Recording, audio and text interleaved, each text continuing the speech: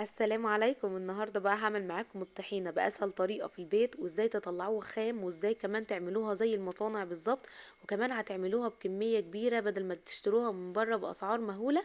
يلا بينا نشوف الطريقه. اول حاجه كده هحتاج كوبايتين من السمسم الابيض مش متحمص، اللي هو الني العادي جدا.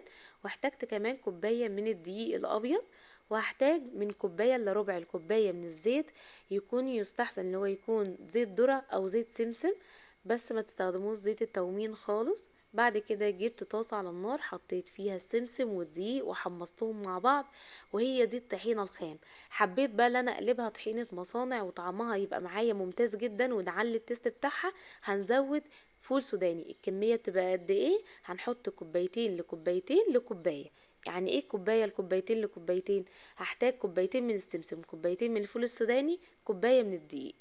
وهي دي المقادير الثابته عندي. والزيت طبعا على حسب ما اشوف التقل بتاعها. طبعا هنا الدقيق معايا سخن والسمسم رفعتهم من على النار خالص. اهم حاجه يدفوا ونشيلهم من على النار في حاجه خارجيه عشان ما يكملوش تحميص في الصينيه اللي انا بعمل فيها. بعد كده بعد ما اتطحنوا معايا، بصوا وصلوا للقوام البودر ازاي. باخدهم واحده واحده كده، ما مش باخدهم كلهم مره واحده عشان يتطحنوا معايا كويس جدا. بعد ما خلصت الكميه كلها، ده البودر اللي طلع منهم. بعد كده باخد تاني طحنه، اخد شوية صغيرين وبحط عليهم حوالي معلقة زيت. على كل طحنة كده اهوت بحط معلقة زيت، واضربهم في المطحنة كويس جدا لغاية ما يتحول معايا للمعجون الناعم دوت. اهم حاجة يتحولوا معايا للمعجون الناعم دوت. لقيتوها خشنة شوية، زودوا شوية زيت كمان في المطحنة، واضربوها في المطحنة احسن من اللي انتوا تضربوها في الخلاط. بعد كده جبت شوية زيت في الخلاط من تحت عشان يحركوا معايا الخلاط، حوالي ربع كوباية. وبعد كده حطيت المعجون اللي انا طحنته كله، وزودت كده سرسوب من الزيت على حسب ما انا عايزه القوام بتاع الطحينه. يعني الخلاط معايا شغال وبزود سرسوب كده زي ما انتوا شايفين كده، مش بحط الكميه كلها. ولما اوصل للقوام اللي انا محتاجاه، خلاص كده اوقف.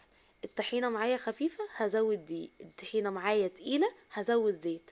بس على كده، كده الطحينه معايا بقت جاهزه. قوامها تحفه.